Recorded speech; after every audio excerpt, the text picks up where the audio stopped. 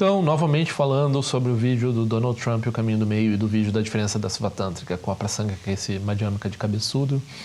Tem um outro elemento que eu esqueci de falar no outro vídeo, daí dá pra falar nesse vídeo aqui. Vou falar de improviso, então não fui dar uma estudada, deveria talvez, mas é falar do caminho do meio, ou dessa perspectiva, se essa perspectiva que a gente chamou de via negativa. Vou falar um pouco também da... Isso é uma coisa que eu posso explicar bem, o que é via negativa e o que eu quis dizer com via negativa, e daí também falar que relação tem isso com os veículos, né? Principalmente Shravakayana. Shravakayana.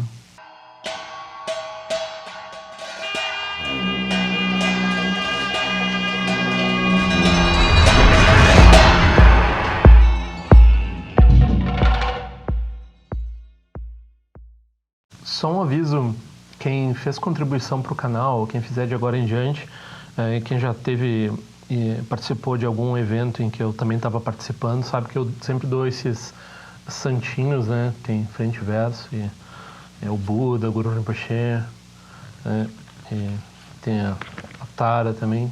Agora eu fiz um Cherenzi.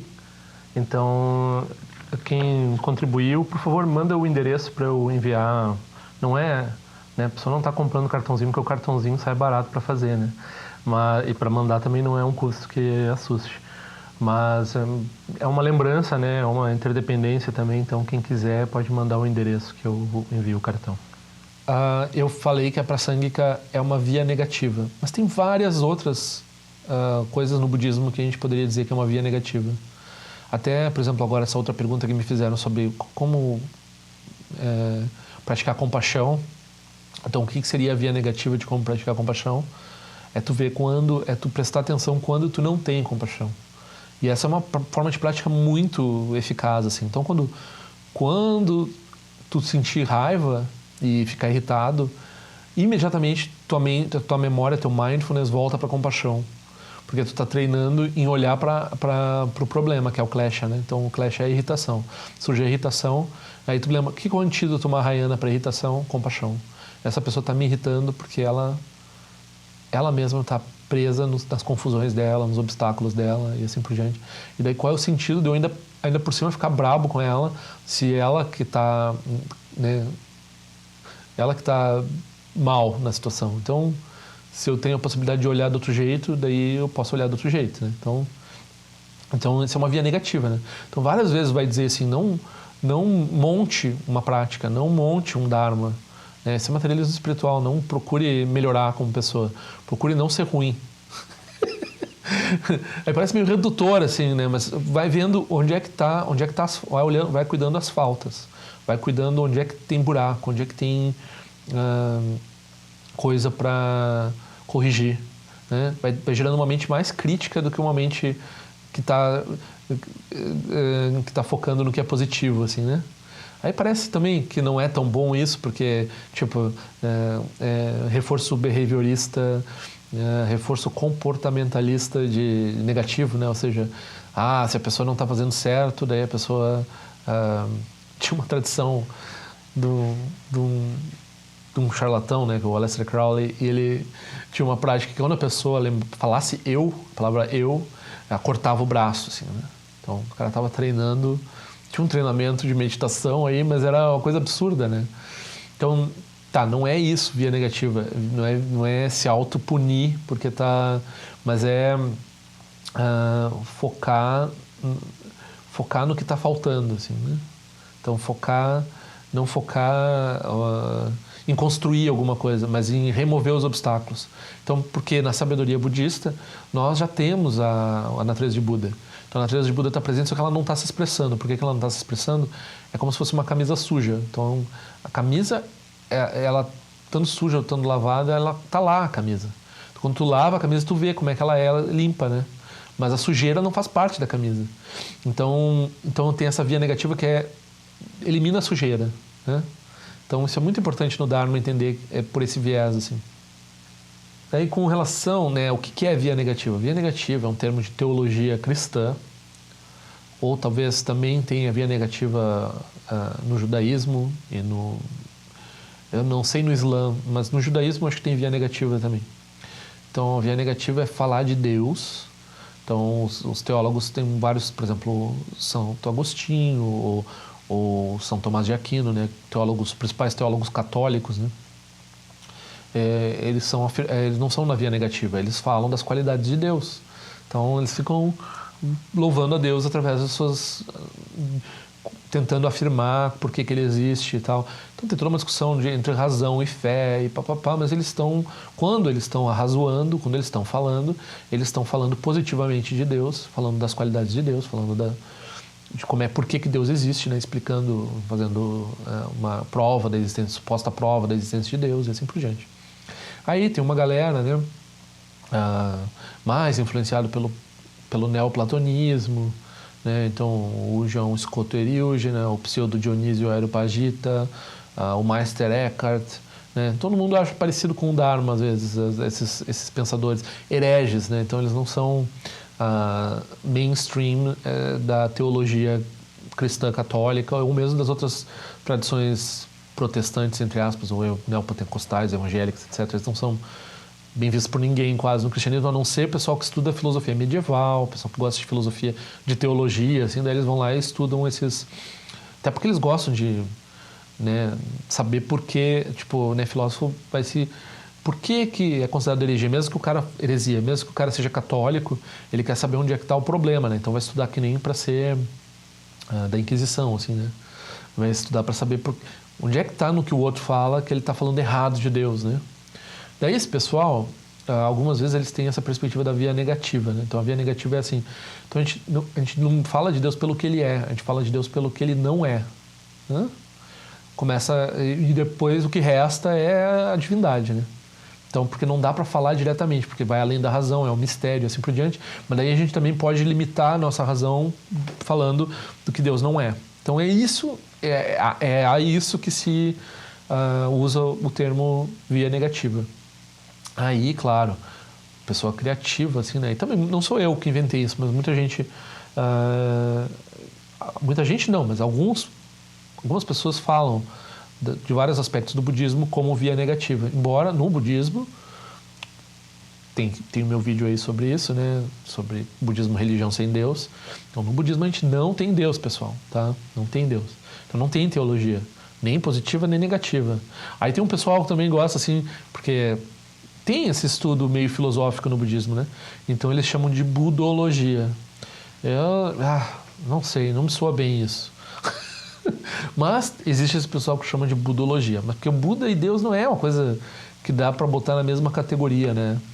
O Buda disse que não era um Deus. Nem um Deus tipo Deva, nem um Deus criador, nem um Deus tipo cristão. Ele não tem nada a ver com isso. Ele não é que nem Jesus, não é um... Tipo, agora mesmo estava vendo um grupo de budismo lá e daí tinha lá o Buda, o Krishna e Jesus Cristo discutindo para ver quem é que ia vir a resolver os problemas da Terra dessa vez, porque ninguém estava entendendo o que eles ensinaram, né?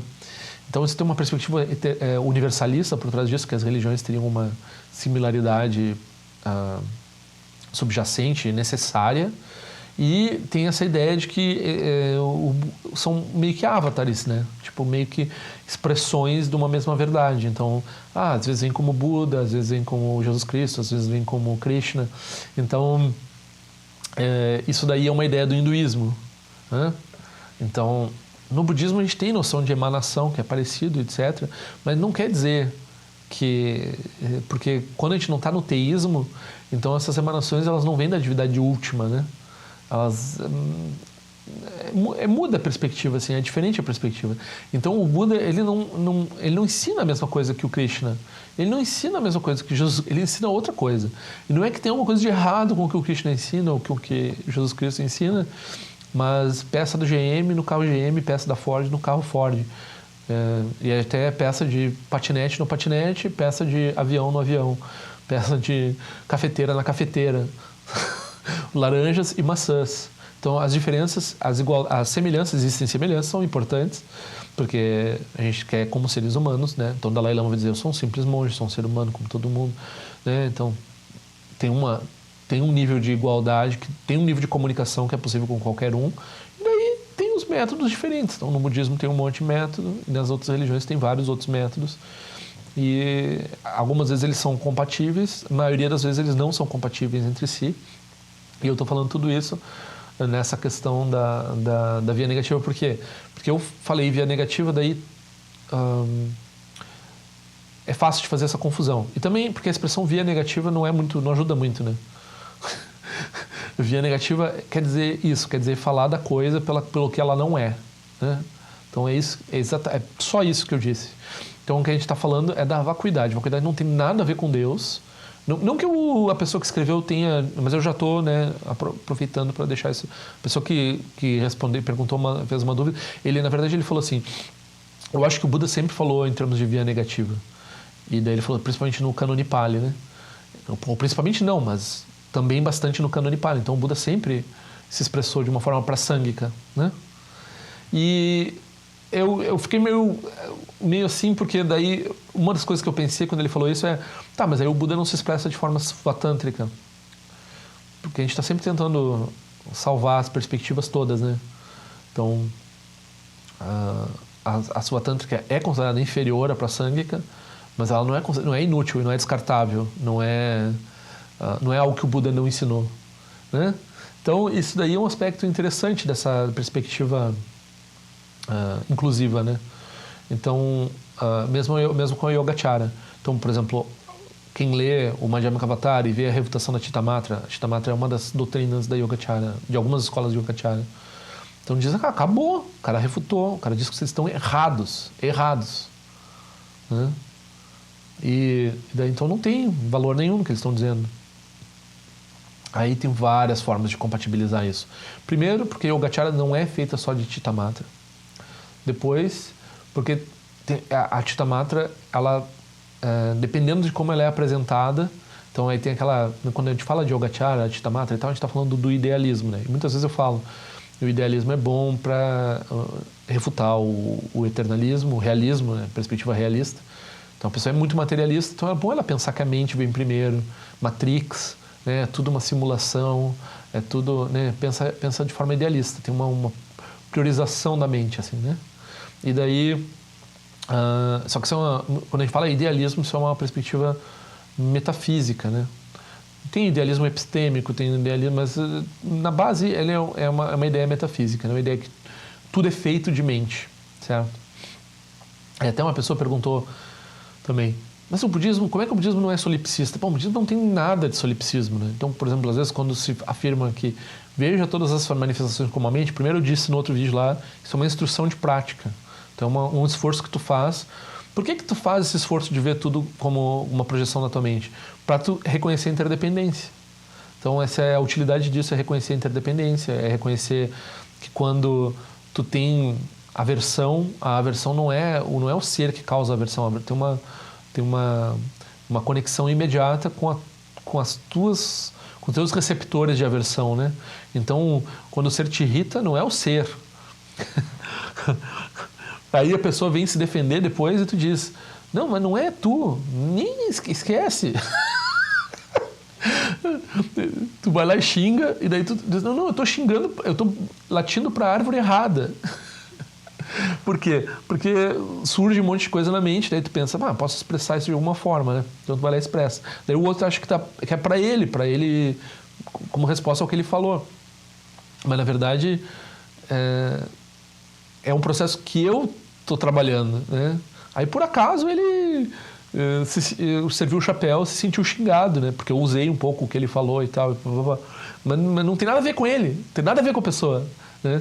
Quando a gente pensa assim que as coisas são projeções da mente, ajuda a entender karma, ajuda a ser ético, ajuda a fazer prática de meditação, ajuda a derrotar o materialismo, um monte de coisa, né? Aí, claro, tem um problema nisso que começa a mente se tornar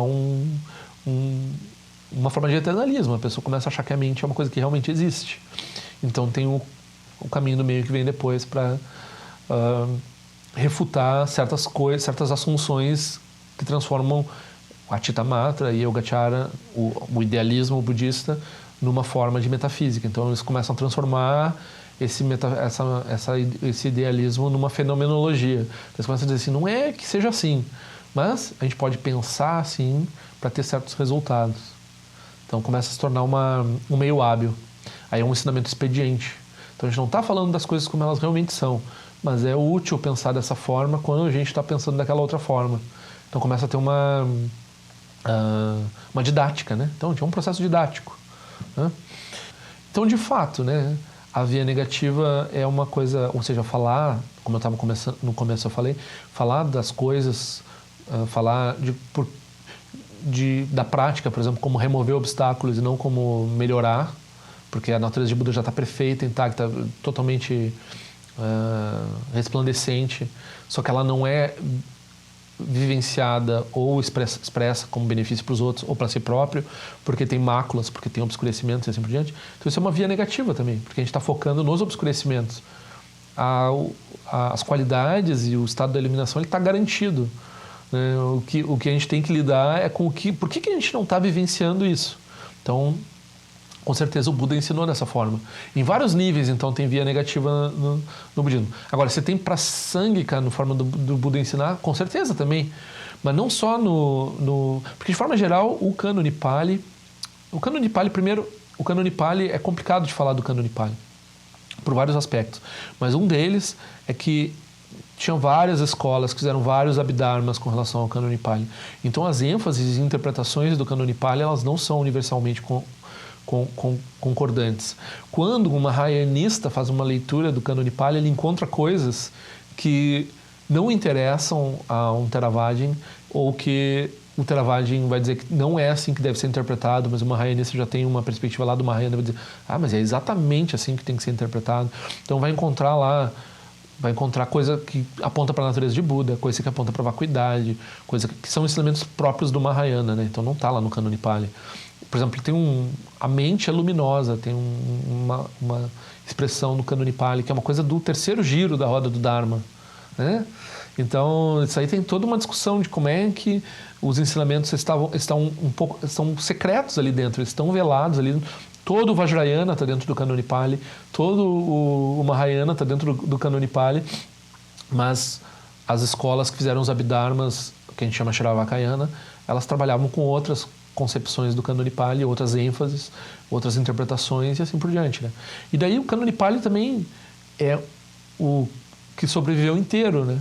Esse budismo antigo tinha em outras línguas, o budismo antigo foi registrado, né, tem proximidades com o Mahayana. O Cânone Pali é uma versão que a gente, enfim, então só para dizer que sim, tem via negativa no que o Buda fala, mas também tem via positiva. Ele falava de forma expediente frequentemente. Eles têm um caminho do meio no Cânone Pali. Eles falam de eternalismo, de niilismo e de além de eternalismo e niilismo.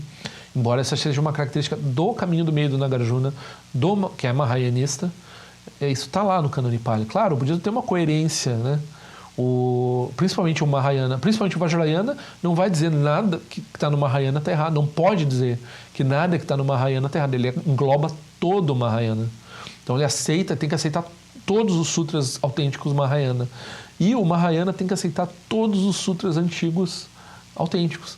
Então a situação do Vajrayanista é muito mais complicada de explicar todos esses níveis e como é que eles funcionam. E daí tem esse recurso exegético de falar que o Buda falava. Quando o Buda entra em contradição, ele estava sendo expediente de duas formas. Ou usando o definitivo numa forma e o expediente na outra. Então todos esses métodos estão em todos os níveis de sutra, com certeza. Mas, pensando bem, será que esse conceito de via negativa se aplica para Prasangika? Bom, a gente pode ver pelos exemplos dados que a via negativa existe no budismo, né? Então, muitas vezes se pensa que é melhor tratar das coisas num processo de remoção de obstáculo do que num processo de construir alguma coisa, né? Então, remover o que já está, para mostrar o que já está latente, o que já está, o que é a nossa, algumas vezes se usa a expressão verdadeira natureza, né? Então, remover os obstáculos adventícios para revelar a nossa verdadeira natureza. Então, isso é uma espécie de via negativa, isso daí funciona. Agora, quando a gente está falando da Prasangika, então eu usei essa expressão via negativa para falar dessa negativa não assertiva, né? que é a caracterização que o Dalai Lama, ou que talvez a escola Gelugpa faça da Prasangika, né? Então, essa não asserção também não é um silêncio. O diálogo continua, só que não há não há um comprometimento nenhum com nenhum dos... quando se usa silogismo, quando se está usando lógica, quando se está conversando com alguém, não se toma nenhuma premissa própria. Usa só as premissas do outro e usa só os processos de lógica do outro também. Então, isso não é bem via negativa, né? Eu falei via negativa, talvez eu estava, não sei, não estava pensando direito.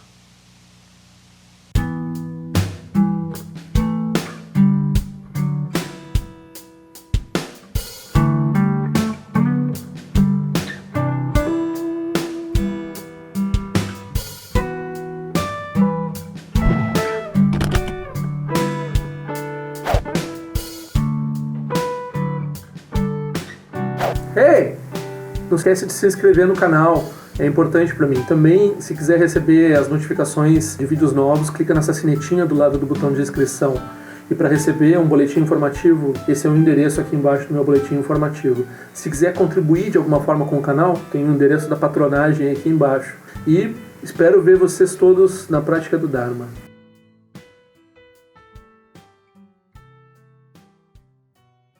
Ao longo de minhas muitas vidas e até este momento, todas as virtudes que tenho alcançado, inclusive o mérito gerado por essa prática e todas as que vier a conseguir, ofereço para o bem-estar dos seres sencientes.